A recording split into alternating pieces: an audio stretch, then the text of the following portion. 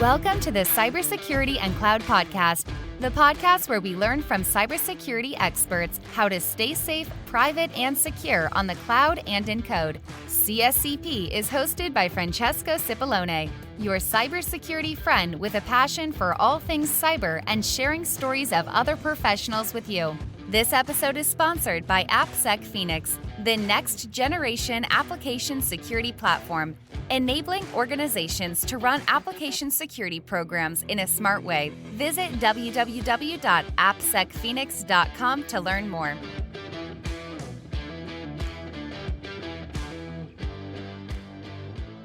Hello, everyone, and welcome back to the Cybersecurity and Cloud Podcast. Today, we have an amazing returning guest on the podcast. She's been with us from the very first season. We saw her growing.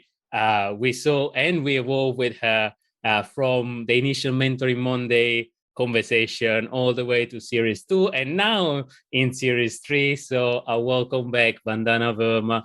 Vandana joins us with a new, fresh title and hat of Senior Developer Advocate, also known as Security Advocate Leader, even though not everybody agrees with that. And I'm pretty sure somebody in Snyk, without mentioning name, might have a vision of that. But it's a common and practical joke. And Vandana joined us also as with her second hat as an OWASP board and vice chair for OWASP, and also she can talk about all the other amazing projects she's been involved in. But without further ado, Vandana, microphone to you. Give us a little bit of background of who you are for the very few people in the internet that doesn't know still who you are. That's so kind of you to say. So I work for a very amazing company that think about developer first, Snyk. And when it comes to my open source communities, where I love to contribute my free time. So as you mentioned, I am quite neck deep into OWASP. That's what I feel sometimes now. I'm a project leader. I'm a chapter leader. I am on the board. And I have donned the hat of a committee leader as well. So I'm involved in a lot of things around OWASP. And apart from that, I do run some diversity initiatives like Infosec Kids, Infosec Girls, Infosec Diversity. Now, these are different initiatives for different reasons, different aspects. Infosec Kids is for the kids of different age groups. The content is curated in a form where kids can understand in the form of stories, animations. Now, when it comes to girls, we are trying to target more and more first-time speakers, women, people from different backgrounds to join Infosec. Infosec Diversity, we recently started because we want cybersecurity not just for the cybersecurity people, but for the common people as well. Like what happens to the Facebook frauds? What happens to the people who are trying to lure people via Instagram or all of these things? And the normal banking frauds that we see. Right. So we're trying to address those. And that's about me. Fantastic. Inclusive, diverse, and the true face of Snyk to the developers. So well done, Snyk. But we have a tradition, Vandana, in the new format of the podcast that we kind of give a little bit of an overview of the industry, or tell us what's in your opinion working, what's not working, and you can choose a topic. You can choose a whatever topic. Sure. So what is working is that people have started to realize that security is utmost important, especially the last few months, or I would say year and a half, has taught us a lot. Where the people who never thought they will go on cloud, they have moved to the cloud. And then at the same time, they realize the importance of security while moving there. And a lot of organizations which had the best of security, but still they got breached. We saw attacks like SolarWinds, Colonial Pipeline attack, and all of these things, which actually became talk of the town. Even the common people understood. So I think we are going in right direction, but there's so much more that we all have to do and all organizations have to do. Right. And I do agree, but it is becoming in front of the newspaper and it's becoming in the face of a lot of, non-IT people. So before it used to be, IT people kind of knew what cybersecurity was. Right now, everybody is kind of aware of, the good thing is multi-factor is getting more and more pervasive. So I'm really happy about the initiatives that kind of call out the website that don't have multi-factors. And I think it's getting the norm. Password manager are getting more the norm. So I think there are a couple of, if anything, those are a couple of cybersecurity wins that we expanded on the common folks. And I can say that because, even my mom uses a password manager. So for me, that was a big win. Yeah, that's such a good news. Like our parents, when I used to tell them that security, I work in security, they never knew what cybersecurity is all about because that was not the need of the hour at that time. Now, if we talk about right now, most of the people understand that what cybersecurity is all about. It's such a big space. It's such a huge space and need of the hour. Yeah, no, I think it's getting more pervasive, and if anything, it saved us the time to explain what we do in life for like 2 hours and a half. Everybody say, "Oh, you're cybersecurity." Maybe they hide you with a hacker, but normally it's not an overextensive discussion. Yeah. But anyway, you are neck deep right now in open source and application security. So tell us more about what you're seeing from as a developer advocate. You must talk with a lot of organizations and companies. So without naming names, what are the common trends and what are the common things that you see from a developer community and security? Are they getting more aware of security, less aware, or are we getting better with them or not? So the answer would be, at least from my perspective, the people that I am communicating with, that they are getting more aware about it. Now, all thanks to the products that we have in the market, all thanks to the developer advocates that we have in the market, at the same time, the social media. I think that has become a big, big boom for it because let's say ransomwares, right? I'm just talking about like a random thing. Ransomwares, earlier people were aware about it. Maybe no, maybe yes, some people, but some people did not. Now, when it's in the news, people are getting to see that. People are getting to feel it. Oh, this is a problem. Similarly, when we talk about DevSecOps, everyone on the internet is saying DevOps, DevSecOps, DevSecOps, DevSecOps. So these are the things that booming into their head. Yes, okay, this is what we need. At least the category. Yeah, that's right. Yeah. So when you need it, you say that, okay, this company is doing, I'm going to pick it up. But this is not how it goes. Every company is different. So a lot of companies are becoming aware that we need to have our own DevSecOps program. And a lot of organizations, amazing organizations, are sharing their vision, their workflows, what they've done. Mm-hmm. Like sharing their own story is, I think that's the best thing that we can get. And even the startups are coming up with such amazing stories. Right. Yeah. And I have actually one. I was chatting the other day with another fellow startup. I was advising on a couple of things like multi-factor. And all of and out of the blue, they mentioned, oh, by the way, we achieve ASVS level 2. And I was shocked. It's like it didn't mention any other compliance other than ASVS. So that was like amazing. You guys are great. Yeah, I think that's very, very commendable, where people are getting to wear those hats. And at the same time, when we are talking about cloud native approaches, so people need to understand cloud native application security as well. Yeah, right. Because traditional security has not been that easy, wherein people say, oh, everything is in-house and secure. No, when breakage happens, that means you don't have. So it's like rain which is coming on you and you don't have an umbrella for that because you think that everything is secure within the four walls. Yeah, right. Traditional approach is not anymore sufficient. And, blast radius and reduction of the blast radius is something. And also, cloud is becoming code. So even infrastructure as a code, everything is becoming code. So you don't have any more those protective walls, I guess. What do you think? I totally agree with you. But let me tell you one thing, that I'm a huge fan of infrastructure as a code. I'm a huge fan of threat modeling as a code. Anything that talks about automation, getting things faster. But there is something with great power comes great responsibility. So I love that sentence. I use it all the time. Tell us.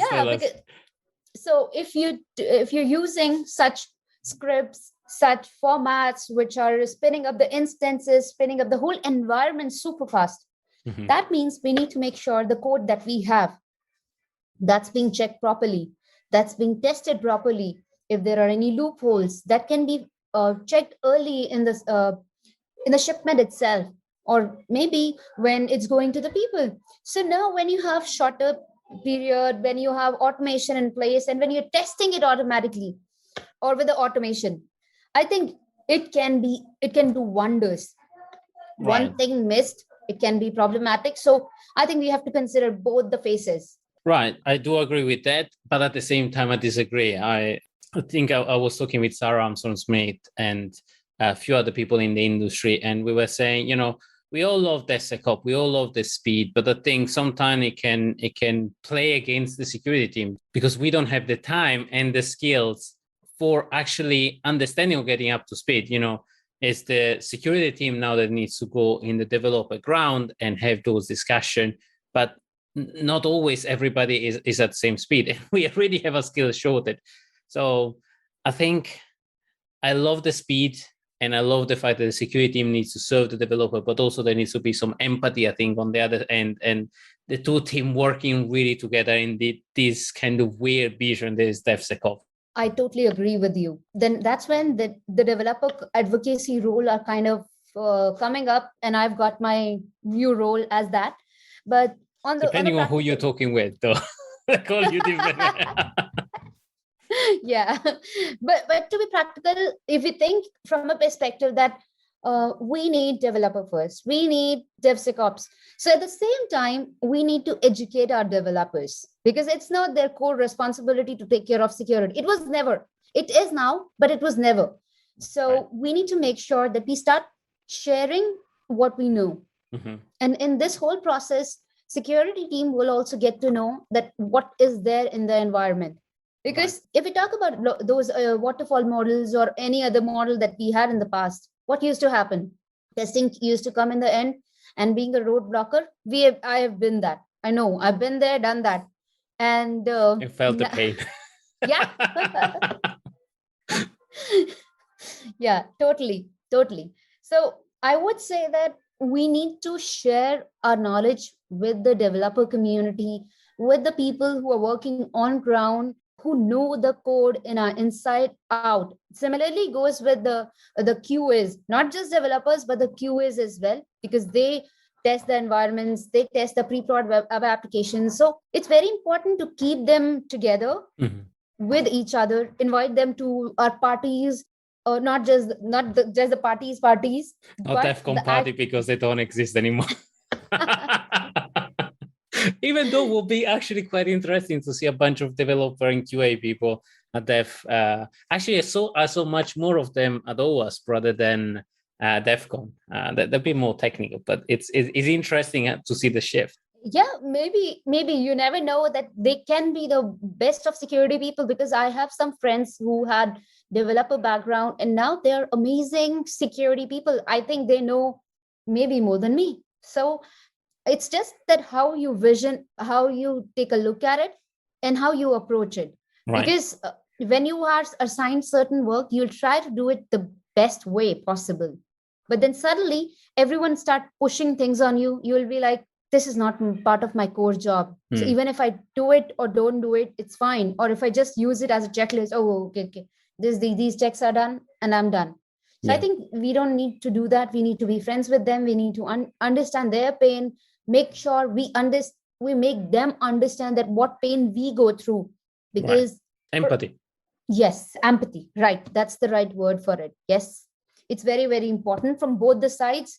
And I think in the beginning, security needs to be more empathetic and more considerate about it. Right. And I totally agree with you. And the DevSecOps roles, or the DevSecOps engineer embedded in few dev team is quite key and quite critical, but it's not scalable. So sometimes it's not scalable, because what I've seen a lot of time is that the DevSecOps kind of role get dragged into, okay, you're the security person, you resolve vulnerability. That's the challenge. How do we avoid that? Because traditionally in organization, there are a handful, like very few of DevSecOps people.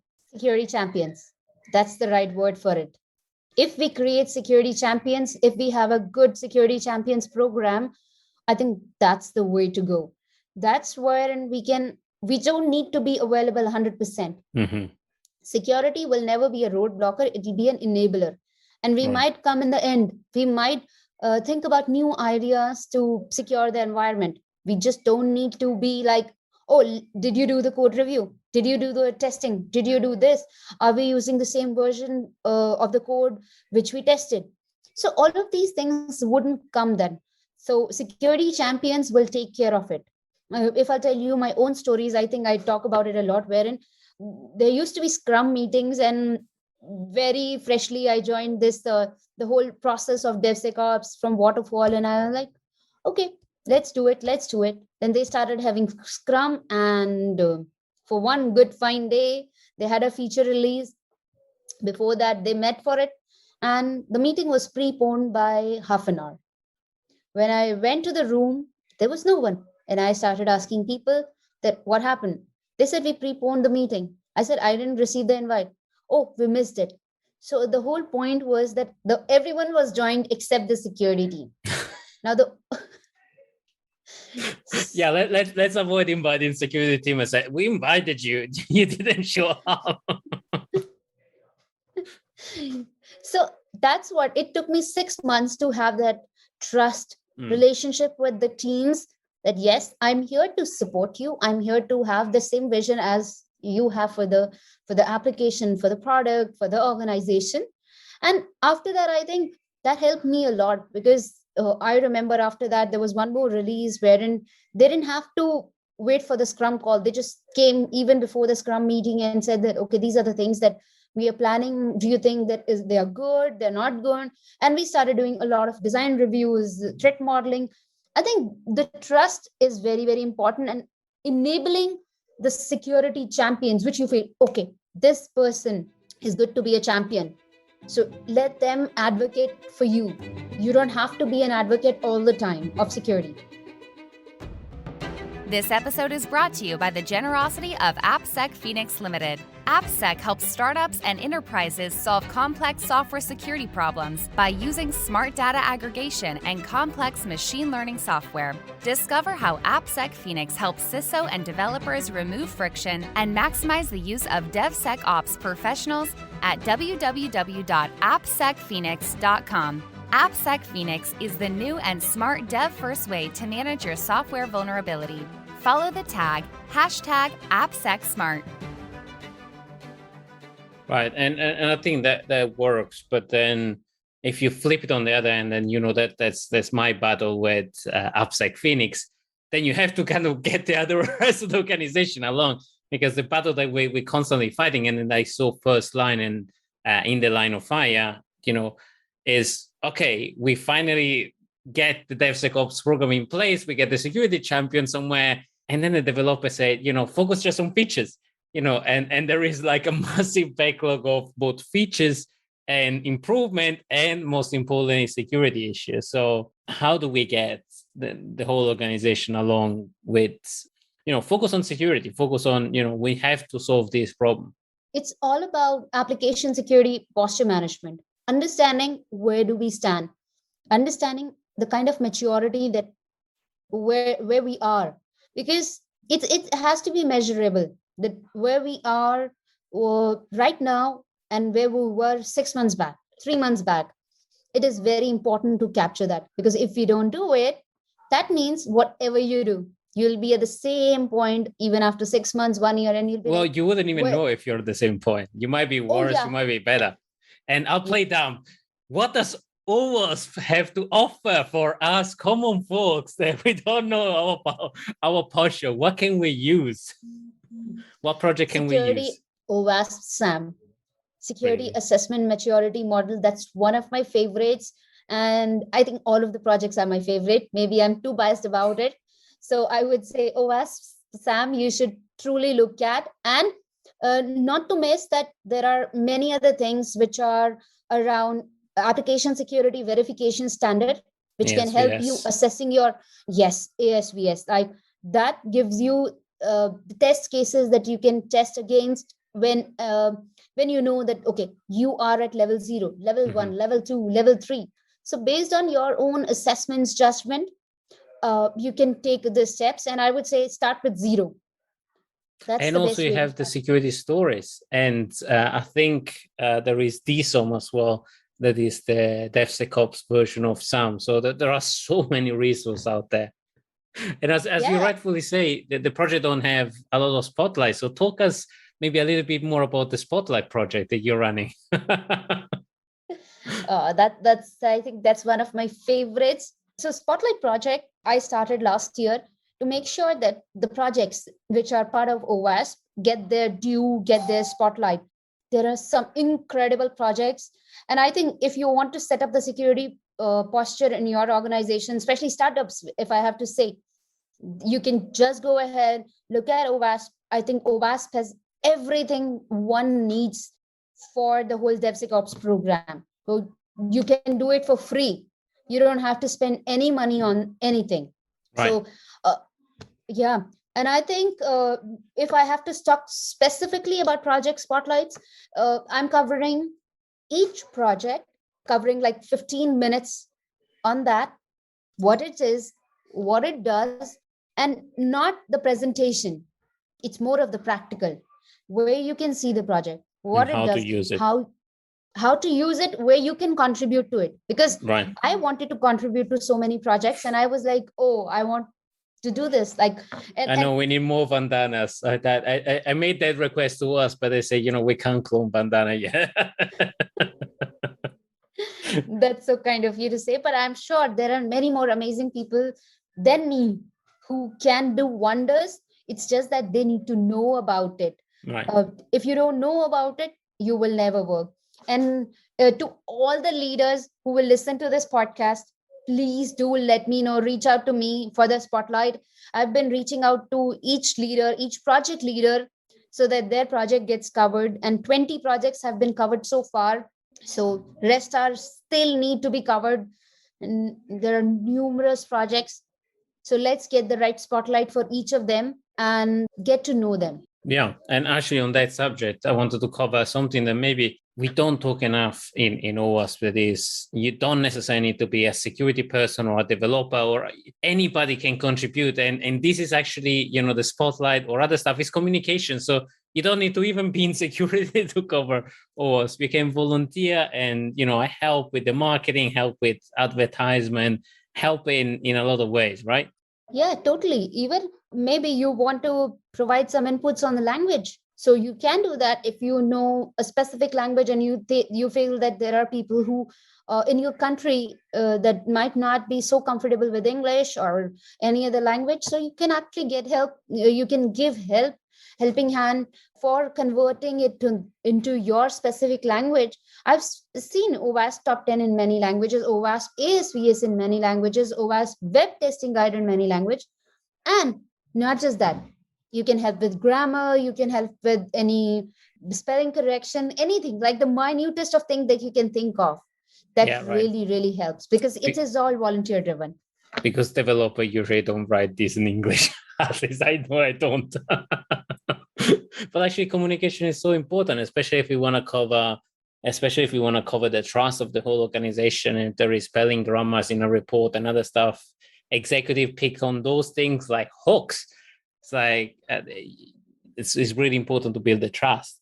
But actually, since we're talking about that, tell us a little bit more about the other project you're covering. Like we talked slightly in the intro on Infosec Kids and Infosec Diversity. Talk us more about the activity that you have more or less planned for those. Sure. With Infosec Kids, we are trying to bring more awareness to the kids and their parents, because it is so important. Me being a parent, I can understand what a big challenge to do the homeschooling.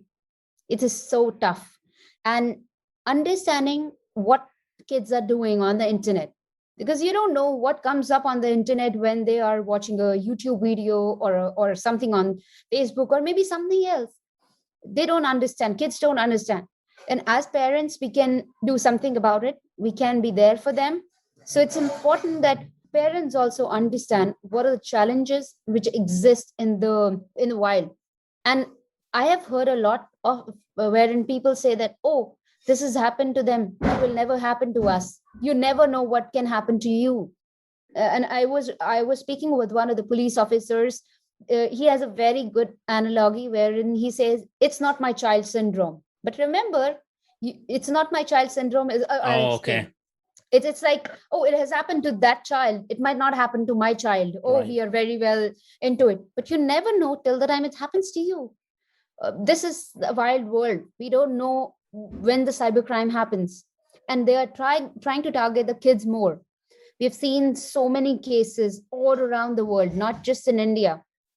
So we're trying to curate the stories, the content in a form wherein kids understand, okay, this is not the right thing. And similarly, parents understand that, okay, these are the things that we can do. So there's Right. no enforcement, but just the storytelling. Okay, these are the stories that we have heard, and we don't want anyone to get trapped into that.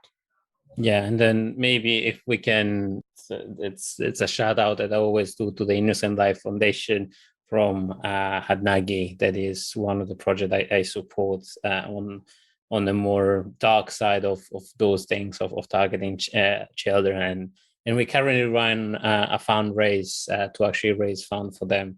It's called InfoStep. We actually walking like miles and miles to raise fund and awareness on this. And I subscribe the whole AppSec Phoenix. So the whole team needs to walk at least 10,000 steps by day.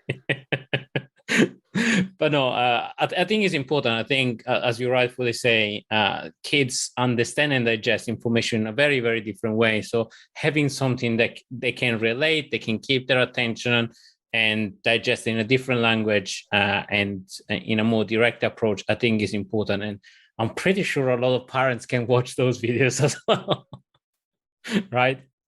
And what about Infosec Diversity? So Infosec Diversity, we started to include everyone, not just the Infosec people, but everyone. And when it comes to content, we are trying to get information from different people, from police officers to lawyers to any common person.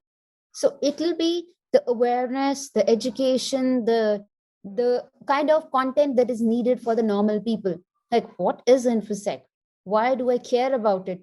When I have a smartphone, what are the things that could go wrong? Where can I look at? So from Infosec Diversity, our angle is simple: to educate normal man, normal women, like common people. Even especially we have seen cases wherein elderly people losing money. And I think this have been in the news. So it's very important to educate everyone around it. I know that this is a bit hard and this needs a lot of push. So we are going to try our best wherein to curate the content for them, to be there for them as a listening ear to the extent that we can do. Right. No, and I like the fact, I always passed my whole family through cybersecurity training, and I was so proud of my mom when she went from the traditional black book of passwords to that actually is not bad as well. If it's an improvement to actually the password manager, to asking, oh, but this site doesn't have multi-factor. It's not secure. I love those things. Like when my own parents start telling me, start telling me about security thing.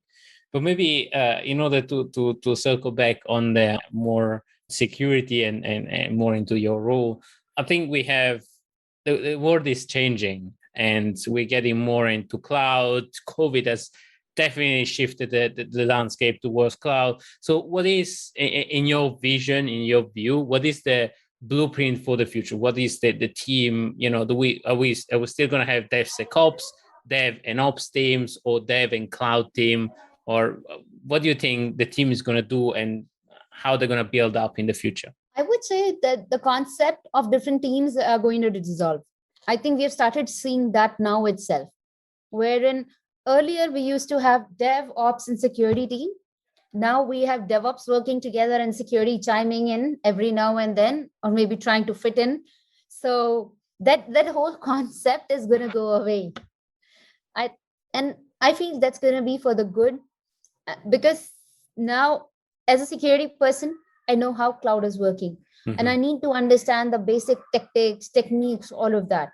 At the same time, developers, testers, operation architects to project managers to everyone is trying to understand what security can do, what security does, and how things go.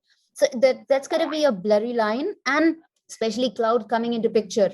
Cloud is here to stay. It is not going to go away so soon, right? Because now it is becoming a thing.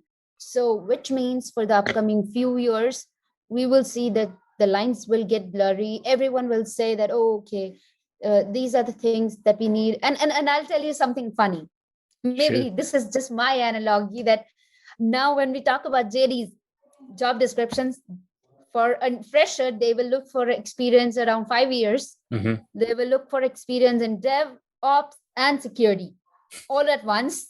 And we don't know. Exactly. But aren't we actually on that? It might be a joke, but it's also a bad thing, because the gap was the cybersecurity skill knowledge gap is increasing consistently. So despite the fact that we're dropping some of the maybe network issue or network element, in order to understand and be able to talk with developer, you need to know about cloud, about development, about CI/CD pipeline, about network, about infrastructure as a code, about application security, risk, communication. Isn't it a bit too much? Exactly. Isn't it a little bit too much that you need to have at least 2 masters and 10 years of degrees for an entry-level job in cybersecurity? It will be. And I agree. It's not a joke. It is something we have seen in the past few years, and we need to rectify that. We need to fix it now, or it's going to grow so big, it'll be hard to fix. Right. And I think we try to fix, we're already getting ahead of the curve by having the developer and everybody in the organization caring about security, because there will be less and less really experienced security people. If you take the role of the DevSecOps person or the security champion, is like a unicorn, is somebody that knows a little bit about web, a full stack engineers that knows about security, about cloud. It is a really, really unique person, and there are fewer and fewer of them. That's why, for example, with AppSec Phoenix, we created a platform to enable everybody in the organization to actually understand what the heck AppSec is and where do I start, and helping also developer to get up to speed with the prioritized backlog. We try to solve that problem or the skill gap from making it really dumb or really simple to digest. And I think that's gonna tilt the tide. But what's your take? What do you think will solve, or how do we solve this problem? So if I talk about the skill gap, like how we can solve it, by making people aware, and especially our recruiters to start off, they need to know that yes, even if the person is 40% good and they have the right attitude, then I think the person can be a good fit, because you can learn maybe in a month or so. Actually, I have a great story on that, because I had a cybersecurity recruiter that has joined us as a DevSecOps person. I started learning about development, and now from recruitment to security, like a full-on security engineers, we onboarded him because we partner up with Flatirons and Makers here in London to actually help also people reskilling, and also shout out to Caps Lock that is helping people reskilling in cybersecurity. And the amazing thing is, we saw people using previous job skills in cyber and achieving completely different results. So shout out to Denise Cruz that has converted a nurse into a cybersecurity risk assessor, and she's doing an amazing job. And that's amazing. So congrats to Petra for actually doing that. But yeah, I think from my perspective is reskilling people and honing in all those skills. Cyber is nothing different than other job, I think. So I think from my perspective, we need to do more of that, because otherwise we'll become a very, very. So we are, as an AppSec family, we are a very, very small family already. I agree. I totally agree with you. And reskilling, upskilling is very, very important, not just in AppSec, but anything we talk about in cybersecurity. I mean, Jim Because- Manico is doing a great job about skilling this. Right. I'm a huge fan of him. He's doing such wonderful job. And similarly, I'm a huge fan of Tanya. Yes, of course. She is a rock star. Yeah.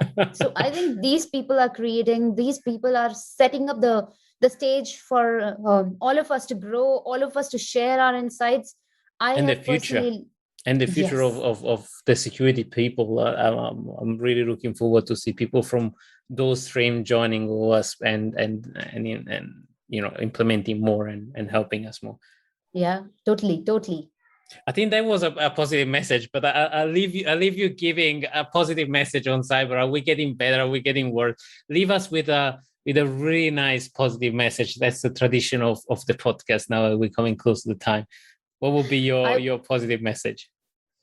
I would say I have all the positive things around, because I'm not looking at the negative things that are there in the whole world. Because if you start looking at negative things, you'll see negative in everything. But if you start, okay, we can do it. Even if you move a pinch of salt, I think you are making a difference. And everyone in the cybersecurity industry, literally everyone, is trying, giving their best, making the efforts to change that. So it's going to happen. It might be a slow change, but things will move for sure, for positive. Amazing. Think positive and project positivity in the world. I think in this sometimes dark and scary world, it's what helps, not only in cyber, but also in life. So Yeah. Vandana, thank you so much for coming on the show. It's been a wonderful and positive and empowering conversation, and all the best of luck to your role, and great catch to Snyk for onboarding such an amazing professional. Thank you so much, Vandana, for coming on the show. Thank you so much for inviting me. It's always a pleasure to speak to you. And thank you, everybody, for listening. This is Francesco, your host. Thank you for joining, and thank you for listening. Stay safe. We hope you enjoyed today's episode. Please leave us a review on Apple Podcast and post it on social media tagging Cybersecurity Cloud Podcast for a chance to win a $100 Amazon gift card. Discover other episodes at www.cybersecuritypodcast.com.